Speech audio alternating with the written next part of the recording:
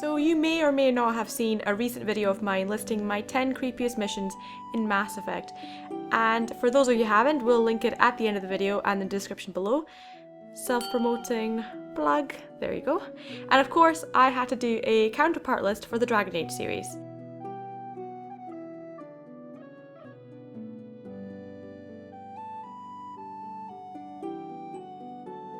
Hi, this is Rima from Odyssey Gaming, and today I'll be presenting you the 10 missions in the Dragon Age series that creep me out. And of course, I want to know your list, so leave them in the comments below, but with that, let's get into this. Dragon Age Inquisition stepped away from the darker tones of Dragon Age Origins and Dragon Age 2 and moved towards a much grander stage. However, even though we didn't have the backdrop and the aftermath of the Fifth Blight, Inquisition doesn't shy away from the ominous tones, especially in some of its environments. For me, that is exemplified by the fallow mire. An optional area, you can completely avoid this, but as a location available early on, it's joy and kinda tense when you first arrive. It's dark, stormy, and kinda just creepy enough, especially when you learn the dead are coming back to life as you step into the water, which is particularly difficult to avoid considering the fallow mire is basically a massive swamp. It is a spectacular location that showcases how beautiful and eerie the world of Thedas is. Found in the beautiful Emerald Graves, probably one of my favourite locations in Dragon Age Inquisition, this Orlesian-style chateau doesn't strike you as creepy off the bat, just quiet.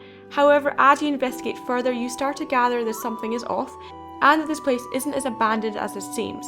With a bit of puzzle solving and exploring, you can exorcise the demons that have taken over the place, and hopefully return it to the beautiful chateau it was before. It's really strange to play Dragon Age Inquisition with Haven being a place you come to think of as your home in the early game, with the way you discover Haven in Dragon Age Origins. On the quest to find the Urn of Sacred Ashes in order to save the Arl of Redcliffe, you visit Haven, a village in the snowy Frostback Mountains. It's clear that the people of the village don't want you there, but it becomes very clear that this place isn't as idyllic as it seems, and that it seems to be overrun by a cult who partake in blood magic and blood sacrifices. Not to mention that boy and his Bonnie Lynn poem. Tell us where you've been. Were you up, were you down? Chasing rabbits round the town. Come, Bonnie Lynn, tell us where you've been. Come, Bonnie Lynn, we've a bed to put you in. It is soft, it is warm, it will shelter from the storm. Come, Bonnie Lynn, we've a bed to put you in. Dear Bonnie Lynn, sleeps the peaceful crib within. A mossy stone, a finger bone, no one knows but Lynn alone. Dear Bonnie Lynn, sleeps the peaceful crib within. Yep, that is a hard no. The Descent DLC from Dragon Age Inquisition took us straight back to what I felt was the most unsettling thing in Dragon Age, Darkspawn. Creatures cursed by the Blight, they are literally death, mirroring the Whites from Game of Thrones. Inquisition has had us fighting many foes, skeletons, rogue mages, red templars, demons, but not Darkspawn, not really until you face hordes of them when you explore the deep roads in the Descent DLC. And even more so than we've actually ever done in the franchise. With levels shrouded in complete darkness, the mystery of the Titans and their guardians, things start to get more and more dire as the deeper you go into the ground. With the backdrop of the Fifth Blight, something wicked sends the Warden on a quest to explore an abandoned orphanage at the behest of a polite blind Templar named Sir Otto. Like that won't amount to something creepy. It immediately becomes clear that things are not okay as soon as you rock up to the door. There's a traumatized homeless elf ranting about bad men, a pool of blood and a dead dog. And the orphanage itself is full of demons and creepy disembodied voices of dead children, all leading to a rage demon who claims dominion of the whole place. I made no secret how much I love Commander Cullen, and for many reasons. One being how involved he was with the entire series at different stages, showcasing how those events affected him and made him into the advisor we know in Inquisition. The Broken Circle is one of the primary missions in Dragon Age Origins and has your Warden heading to the Circle Tower. However, when we get there, all isn't well. The Templars have sealed the tower and have requested a rite of annulment as abominations are running rampant, but you need an intact circle to fight against the Blight. As you make your way through the tower, you find corpses, abominations, and what can only be described as mounds of flesh. After walking through the Fade, fighting more demons, and trying to make your way to the Harrowing Circle, you encounter Cullen, who ends up being the last surviving Templar, forced to witness the death of his friends and has been mentally tortured.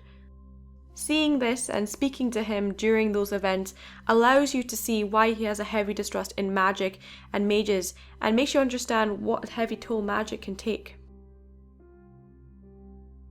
We've already had 2 other entries on this list that has one of our heroes exploring a seemingly haunted location, and this entry is probably my favourite example of this. This time we have the champion of Kirkwall helping Varric confront his brother Bartram. However, when they get to his house, chairs start moving and levitating, doors open and close on their own, and of course demons. And this is all seemingly caused by the red lyrium idol that Bartram stole, and it's also driven him to madness. One of 2 branching missions triggered by your choice to recruit either the mages or the Templars. If you choose to go after the mages, you find yourself in a dark future that saw creepiest taking over the world and enslaving the people of Thedas, forcibly making them ingest red lyrium, torturing those who resist, and spreading demons far and wide. Not only is it just a creepy thought to be back in Redcliffe Castle where you had to endure all through Connor's possession, but there's one scene that always sticks with me, and that is the sight of Liliana, who's clearly endured extended periods of torture and grief. I've probably talked about this moment before in another video, but the quest All That Remains is a truly sad but disturbing end to a series of quests that has Hawke chasing after a serial killer who's been kidnapping women and harvesting parts of them, presumably for some horrible blood magic ritual. When Hawke discovers that their own mother has disappeared, it leads them to discover the true identity of the killer and their motive. In order to remake a woman that they had lost in their past, the killer has been killing women in order to take parts of them and reassemble her. And they needed your mother as the final piece. And even though you kill the murderer, you find that Leandra has been butchered, and what's left of her reanimated corpse will now fade away as the killer's spell has now dissipated. When we talked about the Descent DLC, I told you about my particular dislike of the Darkspawn, and I think it really truly stems from this mission. A paragon of her kind has you searching for Branka, of course who's a paragon, in the depths of the Deep Roads. And it is the Dead Trenches in particular that, well, it skeezes me out. Not only is it deep into the Deep Roads, in the heart of Darkspawn territory, but then you end up stumbling across Hespeth, a member of Branka's house. She's hunched over in a room, well, full of flesh mounds, more flesh mounds, and she isn't looking very good. And Hespeth's poem, which she is kind of repeating over and over again, is a description in chilling detail of the process of turning a female into a broodmother, something that her friend Larn underwent, which it involves cannibalism. And then, of course, if that wasn't bad enough, you have to face Larn, the new broodmother, in all her horror. The moment is truly what solidifies Dragon Age Origins as the darkest in the franchise, and for me, made the blight of the surface look really, really tame. First day they come and catch everyone. Second day, they beat us and eat some for meat. Third day, the men are all gnawed on again. Fourth day, we wait and fear for our fate. Fifth day they return and it's another girl's turn. Sixth day, her screams we hear in our dreams. Seventh day, she grew as in her mouth they spew. Eighth day, we hate it as she is violated. Ninth day, she grins and devours her kin. Now she does feast as she's become the beast.